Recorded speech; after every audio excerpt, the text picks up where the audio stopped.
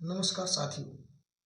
आज आपके सामने एक ऐसा विषय लेकर आया हूँ जिसका नाम है नशे की लत आपका सर्वनाश। तो आइए थोड़ा इसे विस्तार से समझते हैं कि नशा होता क्या है। आमतौर पर लोग मादक पदार्थों को यानी कि पान, बीड़ी, सिगरेट, दारू, भांग, गांजा, चरस आदि को ही नशा समझते हैं, जबकि ये नशे का सिर्फ एक प्रकार है। इसके अलावा भी बहुत सा नशा है। चाय या कॉफ़ी पीते हैं आप, ये भी एक प्रकार का नशा है। यदि आप काफ़ी समय तक यानी कि लंबे समय तक आप इसे लेते रहते हैं तो आप इसके प्रति एडिक्ट हो जाते हैं, यानी कि आदी हो जाते हैं। तो जानते हैं इन मादक पदार्थों के अलावा कौन कौन से नशे हैं। परिभाषा तो मैं आपको ठीक से इसकी नहीं दे सकता हूँ, लेकिन मेरे अनुसार किसी भी पदार्थ, विषय या वस्तु का एक निश्चित मात्रा से अधिक मात्रा में सेवन किया जाए तो वो आपको उसके प्रति एडिक्ट बना सकता है, आदी बना सकता है। यही नशे की आपको समझाने के लिए एक परिभाषा मैं आपको दे रहा हूँ। मादक पदार्थों के अलावा 7 प्रकार के और नशे हैं। इसमें सबसे मादक पदार्थ के अलावा दूसरा नंबर पे आता है धर्मांधता। आज देखा जाए तो पूरी दुनिया में लोग धर्म के प्रति अंधे हैं। किसी भी व्यक्ति को अपने धर्म के लिए प्रति जागरूक रहना, धर्म के बारे में विस्तार करना, धार्मिक होना एक अच्छी बात है, लेकिन किसी भी धर्म के लिए आप अंधे ना हो, आप अंधा अनुकरण ना करें। ये उस धार्मिक व्यक्ति से कहीं ज़्यादा खतरनाक है, और जिसके कारण बहुत से धर्मों के बीच में आपस में युद्ध भी होता है। इसलिए ये भी एक प्रकार के नशे का रूप है। दूसरा आता है जातिवाद। पूरी देश दुनिया में सबसे ज़्यादा लड़ाई यदि होती है तो जातियों के बीच में होती है, क्योंकि हर जाति के लोग अपने आप को अच्छा और दूसरी जाति को नीचा दिखाना चाहते हैं। तो इसका सबसे सरल तरीका है या तो जाति प्रथा ही खत्म कर दी जाए, अथवा आदमी के जो जात का नाम जात के नाम से संबोधित किया जाता है उसे जाति के नाम पर आगे सिर्फ मानव लिखा जाए। इससे 2 समस्याएं सॉल्व होगी। एक तो जाति प्रथा खत्म हो जाएगी, दूसरा जो देश में आरक्षण की समस्या है वो भी खत्म हो सकती है। आरक्षण आपको देना ही नहीं पड़ेगा। तीसरा है परिवारवाद। सबसे ज़्यादा लड़ाई झगड़े परिवार को लेकर के ही होते हैं।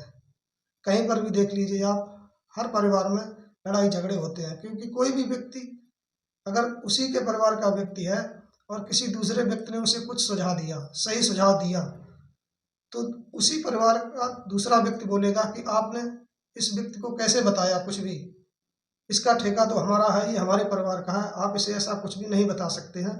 जबकि उस व्यक्ति को जो भी प्रॉब्लम है दूसरा व्यक्ति सॉल्व कर सकता है, कर भी देगा, लेकिन वो पहला व्यक्ति जो उसके परिवार का है वो ऐसा नहीं करने देगा। क्योंकि जब आदमी एक ग्रुप में रहता है तो उसे सुरक्षा का भाव महसूस होता है, और आदमी को ये महसूस होता है कि कहीं ऐसा ना हो ये व्यक्ति हमसे आगे निकल जाए और हम पीछे रह जाए, इसलिए वो भी नहीं बताता है कोई सही बातों को। तीसरा आता है अगला पॉइंट, संप्रदायवाद। एक ही धर्म के बीच में बहुत से संप्रदाय होते हैं। अब आप उदाहरण के लिए यदि हिंदू धर्म को ही ले लें तो इसमें 4 संप्रदाय हैं: वैष्णव, शैव, शाक्त, स्मार्त। वैष्णव जो विष्णु भगवान को मानते हैं, शैव जो शिव शंकर को मानते हैं, और शाक्त जो देवी को मानते हैं, स्मार्त जो ये मानते हैं कि भगवान एक ही है। ये 4 प्रकार के संप्रदाय हैं हिंदू धर्म में, और इन संप्रदायों के बीच में ही आपस में युद्ध छिड़ा रहता है। ये एक अपने आप को सबसे अच्छा संप्रदाय मानते हैं, और इन सबके अपने अपने प्रमाण भी हैं, इसलिए इनमें से कोई भी किसी की नहीं सुनता है। तो ये संप्रदाय भी खतरनाक है किसी भी धर्म के अंदर। अगर धर्म एक है तो उसे एक ही रहना चाहिए।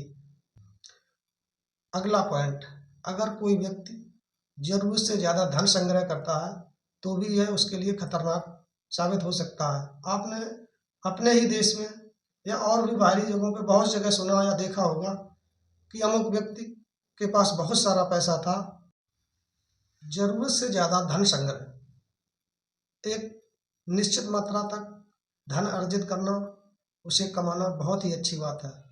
लेकिन यदि आपके पास जरूरत से ज़्यादा धन हो जाए तो वह आपको बर्बाद भी कर सकता है यदि उसका सही प्रयोग न किया जाए। इसके बहुत सारे उदाहरण हैं।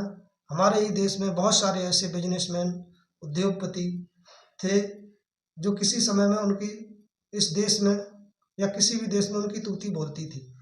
आज वो कहीं के नहीं रहे, क्योंकि उनको इस जो उसका उनके पास जो ये धन संग्रह था, उनको उसको और ज़्यादा कमाने की लालसा थी, तो उन्होंने अनैतिक तरीके से धन कमाना शुरू कर दिया और वो खत्म हो गए।